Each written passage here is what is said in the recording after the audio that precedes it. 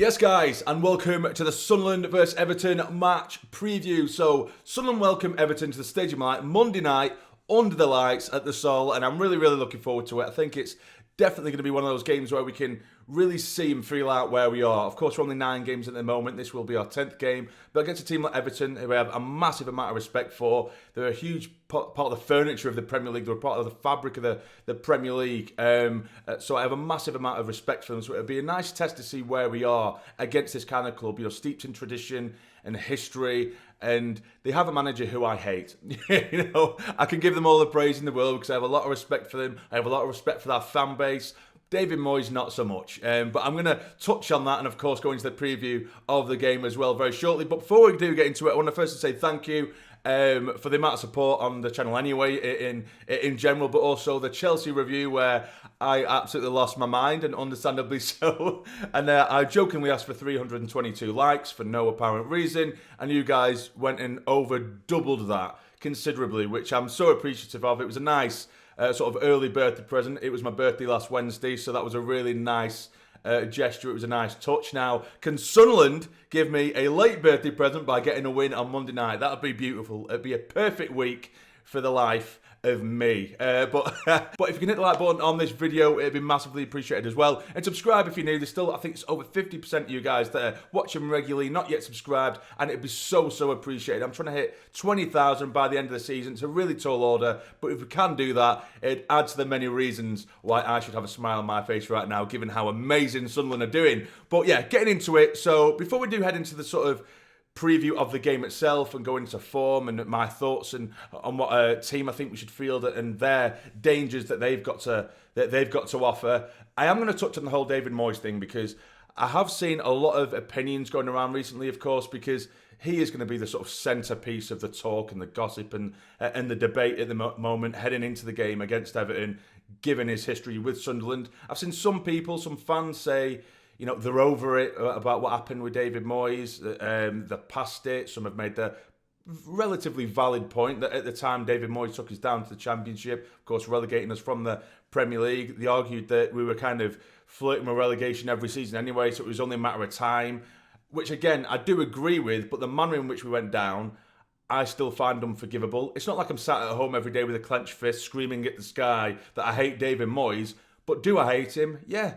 I do. I don't like the bloke, and I don't have a short-term memory of what happened that season. Of course, the season prior to David Moyes coming in, Sam Allardyce come in, and it was one of the many great escapes we had in recent times. But the mood seemed to have changed. It was very toxic at times, but the mood seemed to have changed with Sam Allardyce. It seemed like we could only be on the up. And of course, he went to England, then we brought in David Moyes, and at the time I thought, it's a big name. He has loads of Premier League experience with Everton, Manchester United. Of course, it didn't go too well, but I thought it was a good fit for the club. But as opposed to building on the brilliant work that Sam Allardyce did, he utterly dismantled it by bringing in and almost doing sort of like mates rates and favours for his mates and bringing in players that were way past the sell-by date from his Everton days that were nowhere near good enough for the Premier League, let alone Sunderland at the time.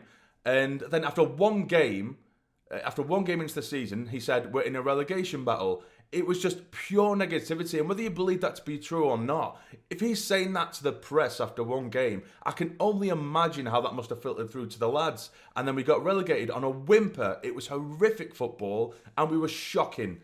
And then obviously we got relegated, and then he buggered off. So I don't forgive that. I don't let that go easily. But like I said, I'm not like sitting here every day thinking about David Moyes. That's just my opinion on it. He was horrific for us. It was just a negativity in abundance, and it was nothing like what a Sunderland fan base needed. There was nothing to like about David Moyes at Sunderland. So yes, I have a huge amount of respect for Everton, a club steeped in tradition, history, a massive part of the furniture of the Premier League, as I say. David Moyes, I care nothing for and have no respect for the man. None. But let's get into it. I mean, you can agree or disagree with me. Of course, it's everyone's opinion. Let me know in the comments down below. Like I said, that season with David Moyes, it could have been someone else who got us relegated. But in the manner in which we did, and then his demeanour, his attitude was horrific for someone who had so much experience as well. He just had this ego of protecting himself and then putting everyone else down, and everything else was shit in his eyes.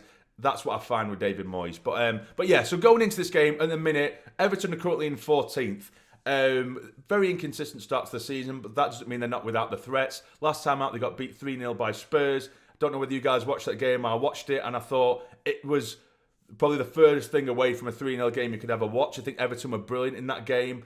Spurs were just clinical, and that's been Everton's problem this season, being clinical, because they haven't been. Of course, they have huge threats, particularly on the wings. That's where I find them most dangerous. It doesn't take an incredibly intelligent person to spot that, with lots of Grealish from one side and Jai on the other. Grealish is someone who is an incredibly intelligent footballer. Maybe not something you'd associate with him off the pitch, because he can be a bit daft off the pitch, can't he? But on the pitch, he's an incredibly intelligent, technical footballer. Someone who can win fouls. I think for several years he was sort of really up there with one of the players that won the most fouls, won the most free kicks, which doesn't sound like much, but it is valued and it's very, very important in the modern era where set pieces are so valuable as well. So I'm looking and thinking Grealish up against the likes of Troy Hume could be in for a bit of a night there. Then on the other side, we've got Njai, who is so technically gifted. He's so direct in his running, and he's a nightmare for fullbacks to deal with. So they do have real threats. You've got Dewsbury Hall as well, who I'm a big fan of, real big fan of. I think, for me, their big weakness is across the back. There's a lot of experience across that back line.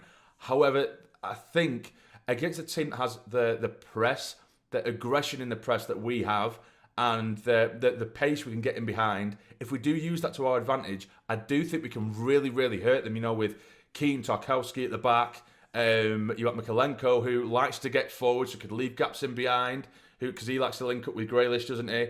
I think if we play this correctly, and at home as well, because we're unbeaten at home at the minute, of course, the crowd behind us under the lights, we could really go to them and take the game to them, which is what I'm hoping. But again, I don't want to just say because their defence, for me, is potentially a weakness in comparison to what we can attack them with. I don't want to just say that makes the game easy. Absolutely not. 100% they've got hard workers in the middle, with the experience of Garner in there as well. But I think if we're solid enough at the back, I think going forward we will have more than enough going forward to hurt them in return. Now, I've watched the Regis Lebris pre-match presser in regards to injuries. Alderete, for me, I don't think he is going to start. He might be on the bench for me, which I think probably would be the fair thing to do anyway, given how well we did against Chelsea. But he did say that Alderete is I think he has until today, where he is kind of out of the concussion protocols. So he has been training a little bit, but not fully. But he did say he should be okay. But I think that essentially means that he's not going to be starting. That's fair enough. Now, will he be going with the five at the back? Now, when he was asked about that, he basically said, rather than saying, no, we're not doing the five at the back, he essentially said that we do drop to a five at the back depending on the situation and what's happening in the game anyway.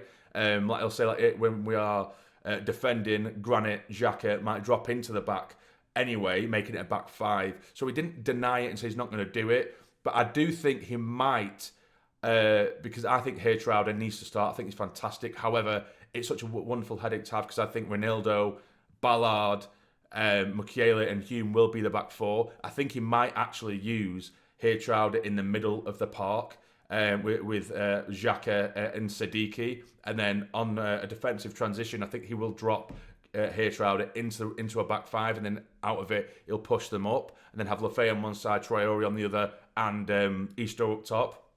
I wouldn't be against that, because Hertrauder is very positive on the ball, and he can bring the ball forward as well as be strong, defend. And if we just give them zero space in the middle of that park and outrun them, which I think we're more than capable of doing, with the likes of Granit, who's one of the highest runners in the league at the moment. I think he's like second most distance covered this season. Siddiqui in there as well, of course, and Hertrauder. It'll be a nightmare for them to get on the ball, and then we can be positive and push forward. However, I would like to see Talby start for me, and if that's the case, it would mean that I probably would drop Hertrauder personally, because like I said, that line I just said then, that's what I think Regis might go with. But I personally would like to see Lafay, Xhaka, Siddiqui. I want Talbot to start on that left-hand side. I really, really think he needs to be starting on the left-hand side. And then I think I feel like I'm going to be arguing with the brick wall here, but he's probably going to go for Traore on the right hand side anyway, isn't he? So I may as well give into that, and then Easter up top and do it that way. I know I just said here, Traore, you can't really not start him, but I think that's just the way it is. It's a wonderful headache to have. But I think I would rather have Mukiele and Ballard in a back four rather than dropping either one of them two. You know, not to say that here Traore is any better or worse than them, but I just personally would feel more comfortable with that. I think when he was asked about Talby, Regis, and whether he should start, he basically gave him a load of praise, and understandably so. Said, of course, he's still very young and he's doing brilliantly coming off the bench. So for me, that immediately means he's going to be coming off the bench. We don't know, of course. He's not going to. He's said little things like this before, and we think we know what route he's going down. Then he completely goes down another way, doesn't he? He goes down another alley, down another route, or maybe changes his system or something like that. So you can't take everything. You need to take everything with a pinch of salt. But the way he said that made me believe that he is going to keep Talby on the bench. But yeah, it's a very nice headache to have. Maybe Brobby will be coming in at some point, but with Easter scoring goals to stretch the game, getting behind with that pace against this ageing defence of Everton's, I think that'd probably be the way to go. Bit of a mess, I know what I've just said, but but yeah, it's just a really nice headache to have. It'd be very interesting to see what you guys think in the comments down below, who you would go with. Like I said, if he did go for the five at the back, and he did have Ronaldo on the left-hand side, of course, Roof's in goal, Ronaldo on the left-hand side, Hume on the other, and then have a middle three of Traore, Ballard and Mukiele, and then had maybe three in the middle and two up top, which you won't go for. So I think you probably have the two in the middle and then wingers and one up top. So you might have Xhaka and Siddiqui, Lafay on one side, Traore on the other, and then Easter up top. I think that probably, I still wouldn't be bothered about that, because I know that some people might say, oh no, don't put five defenders, not five at the back at home. I understand that. It sounds, and I said this before the Chelsea game, that sounds negative, it sounds defensive, but we saw it even against Chelsea. It's a team like Chelsea, there was periods in that game where, of course, like Troy Hume, if we're on the attacking transition, Troy Hume tucks into the middle, it's an extra body, then it goes to a back four, then other players can tuck in or push up. And it is so attacking when it wants to be, but it's so fluid and dynamic in that when we do go back to a defensive transition, we can just quickly and rapidly slip into a five at the back, and it's so hard for players to get through us, which is what we've shown against Chelsea. So I wouldn't be opposed either way. So that's just a random rambling of potential lineups that we could go with, but it'd be really interesting to see what you guys think down below. But in terms of my prediction for this game, under the lights, at the Sol, we're unbeaten, they're on a high. I'm hoping they don't look at this game, which I don't think they will. Regis won't allow it, to underestimate Everton, because like I said, against Spurs, they look fantastic, and how that was 3-0 to Spurs, I don't know. But I am going to go for a 2-0 Sunderland win. I think we're going to keep a clean sheet. I think Isodor's going to score, and I'm going to go for a Talby goal as well. I think Talby might come off the bench. He's going to be full of confidence, and maybe a crack from distance late on to really seal it. Like I said, it's not going to be an easy game. The way that Everton play now, wing play, that's where all their threats largely come from from wide areas. So that's where we're going to have to really be hard on them in that sense. But I just think with our press, we should and hopefully will be able to deal with it. I'm going to go for a 2-0 Sunderland win. But let me know down below in the comments what you think is going to happen, what do you think the lineup's going to be, what do you think the result's going to be, and all that kind of stuff. But if you've enjoyed, hit the like button for me. It'd be massively appreciated. Subscribe if you're new. But for now, how are the lads? Keep the faith.